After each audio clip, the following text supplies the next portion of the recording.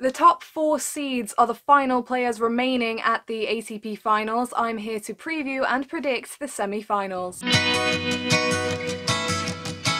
Hey guys, welcome back to the tennis vlog. Don't forget to subscribe if you don't want to miss any future videos. So the final ATP event of the season is drawing to a close, and it's been a strange week in London. Rafael Nadal and Juan Martín del Potro were both forced to pull out of the ATP finals, but it was still a decent lineup. All 8 players in the draw, very capable, have shown what they're about this year, but there have been a lot of matches that have been quite tough to watch. Knowing the ability of these guys and seeing how they've been quite tight and spraying a lot of unforced errors, it's really been very unusual. But there has been some quality tennis on display as well, and we have our 4 semi-finalists in order of ranking: Novak Djokovic, Roger Federer, Alexander Zverev, and Kevin Anderson. Djokovic and Zverev have been the 2 players to emerge from the Guga-Kuerten group. Djokovic with a clean 3-love win-loss record, and Zverev having only dropped the 1 match. And then things have been a lot closer in the more unpredictable Leighton Hewitt group, with Roger Federer topping the group by the skin of his teeth and only just qualifying for the semis,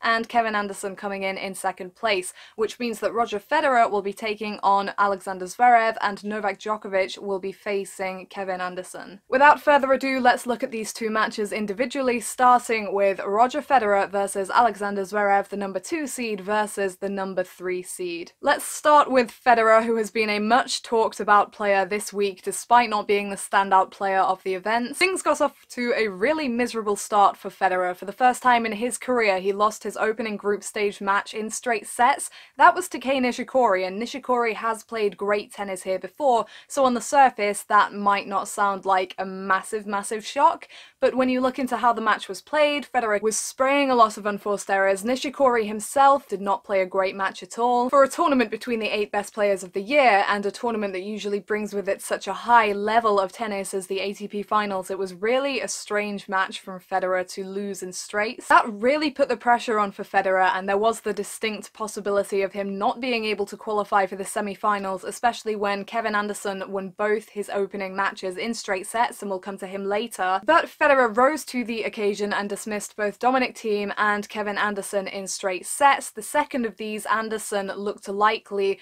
to be the match where Federer would experience the most trouble. I believe that Thiem mainly qualified for the ATP finals due to his great form on the dirt this year. He performed exceptionally well on clay, as he tends to do, but otherwise, he's not really been a standout player this season, and indoor hard courts in London wasn't really going to suit his game, and I didn't think his form was quite there to cause any trouble, which was proved to be true. Anderson, meanwhile, even though he had lost his first 4 meetings to Federer in straight sets, had got that magnificent victory over him at Wimbledon when he was 2 sets and match point down and won in 5. He has been looking in great form this tournament. After Djokovic, he was the distinct second best player in the draw, I believe, after the first match or 2, really raining down big serves that he was backing up at the net and around the court, looking very strong on his ground stroke game. And I'm already commenting on Anderson when I should be leaving it till later in the video, so enough there. But Federer still won that one in straights without being pushed beyond 4-all in a set, and you can see by looking at his scores after the Nishikori loss, Federer really seems to have pulled himself together. However, they are the surface scores, and there is always a deeper story. If you're watching this video, I presume you know about Roger Federer. Everyone knows about Roger Federer, the most Grand Slam titles won by any man in the history of tennis at 20. He came storming back after missing the last 6 months of 2016, and having recovered from injury, went on a roll, winning 3 more Grand Slam titles that many people thought he would never lay his hands on. Upon his return to the game, his backhands looked stronger than ever, his forehand was dictating, the variation on his serve was still causing his opponents all kinds of trouble. And I want to say that with Federer, even though he's 37 years old, even though he's at the back end of his career, it is not a question of his ability, it's a question at the moment of his consistency. The key thing I've noticed about Federer recently, and his form had been improving a bit coming into the event, but the thing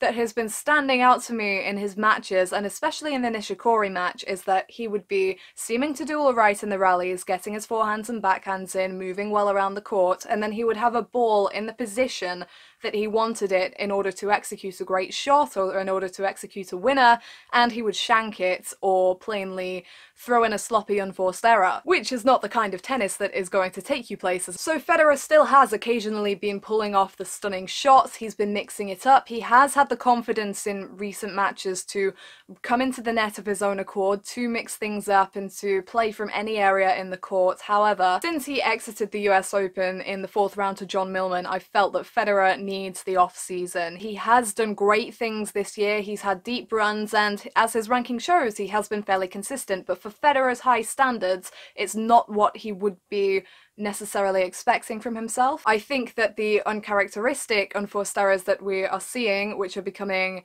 more and more a familiar thing, are potentially a result of mental fatigue and maybe even a result of a lack of confidence, because when Federer was struggling before his break, as I've said many times, the mental game was a big factor for him. He didn't have enough trust and confidence in his game to go for the shots he wanted to, or he would miss time and shank errors as we have been seeing recently. I just think Federer needs a decent rest and to come back to a season where he's not looking at having to defend 2 Grand Slam titles, where he's not looking at being the player to beat on tour. But if we are to look at the past 2 matches, he has improved a lot. He's been protecting his serve more, he's been looking that bit more confident on the court, and he has cut down on the unforced errors. So it definitely looks more positive for Federer going into the Final 4. Then we look across at Zverev, and it's a bit of a mixture, because Zverev did really well in his opening match, which was against Marin Cilic, who has obviously won his only previous Grand Slam on hard courts, who has outperformed Zverev at Grand Slam tournaments to date, and that was 2 tie breaks. And Cilic, he has a big serve, he has ability at the net, flat ground strokes, and that can be really a problem, especially for players like Zverev, who are very tall, for whom movement is more of an issue. I think that was a good win for Zverev to come through that one in straight sets, in tie breaks, where there is a different kind of mental pressure applied. And I think in both that first match against Marin Cilic and his most recent match against John Isner, which he won in straight sets and which sealed his spot in the semi-final, Zverev has shown that even though he's young, he has already got a champion's mentality. He knows the exact moment to make a move in close matches. He gives himself the chance and then he capitalizes on his opportunity. He has the head game to deal with that high pressure situation. Not only does he have the head game to deal with it, but often he will pull off some really great shots in those situations as well, and that is why, however much he has struggled at Grand Slams right now, I believe he has Grand Slam titles in his future. I think particularly in his match against Isner, he showed Federer that he is going to be a tough task, because in that first set he was down set point on serve, he served an ace and got rid of it. He didn't even blink, he just went, he did it. Isner was playing some incredible tennis, massive serves as we know he's capable of, coming forward to the net and being very comfortable there, but Zverev adjusted so quickly and was able to pass him, was able to pinpoint him at the net. He was helped by the fact that Isner's first serve percentage was down, but it's all about being able to capitalize on what your opponent is offering you, and Zverev did that. The question mark is Zverev's loss to Djokovic in the middle, and in the opening stages of his match with Djokovic, where Djokovic was arguably not at his best form, Zverev was doing all the right things, serving big, moving forward, trying to dictate, and it was working well, but it was in the big moments there where he wasn't able to capitalize, and then he fell away in the second set. We've talked about how Zverev is good at taking his opportunities, but in Djokovic he just met a man who's better at that. Zverev wasn't feeling well that day, but Djokovic wasn't feeling well that day either. So like Federer, it really has been a bit of a mixed bag from Zverev, but I almost expect one player to raise their game more than the other, and I will come to that in a moment. Let's take a brief look at their head-to-head for those who aren't familiar with it. They have met 5 times so far in their careers, and their most recent meeting, interestingly enough, came at the ATP finals last season in the group stage. I saw that one live. Federer didn't play his best tennis that day, but he rose up when he needed to, and he got the win in 3 sets. That was one of 3 meetings they contested in 2017. The other 2 came in finals, and Alexander Alexander Zverev was the winner in the Canada Masters final, going in reverse order here.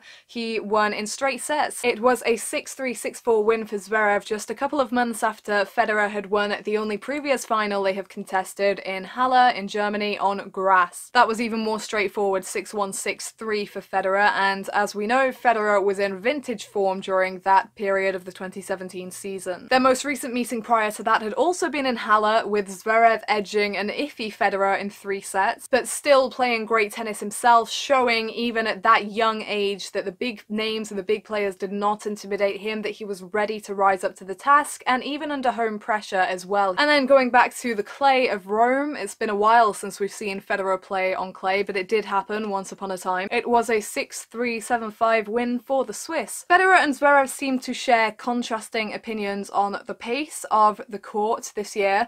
Federer said that it was a lot slower than his last 3 or so tournaments. Zverev seemed to think it was really fast. And there has been a mix of opinions among the players as to whether it's slow or fast. I think it's probably somewhere in the middle. It doesn't look particularly slow to me. It doesn't look like the fastest court out there either. You've seen that players like John Isner and Kevin Anderson with their massive serves are not being held back by the surface. They're still able to rain down those bombs and they're still being very effective. But it's also not making it really difficult for players to compete defensively either. I don't think it will favour either Federer or Zverev one more than the other. However, Federer has had a lot more experience playing in this particular arena. Zverev, almost like Nick Kyrgios, except probably not on that level, is a player that gets up for the matches against the big names. You can get excited for them because you know that they are going to be competitive affairs, even if only for a set, as it was in Zverev versus Djokovic. But I think that loss to Djokovic, even if Zverev wasn't feeling 100%, does raise question marks. He has kept saying about how tired he is, about how he hasn't been feeling great for a few weeks because he feels like they should have a longer off-season.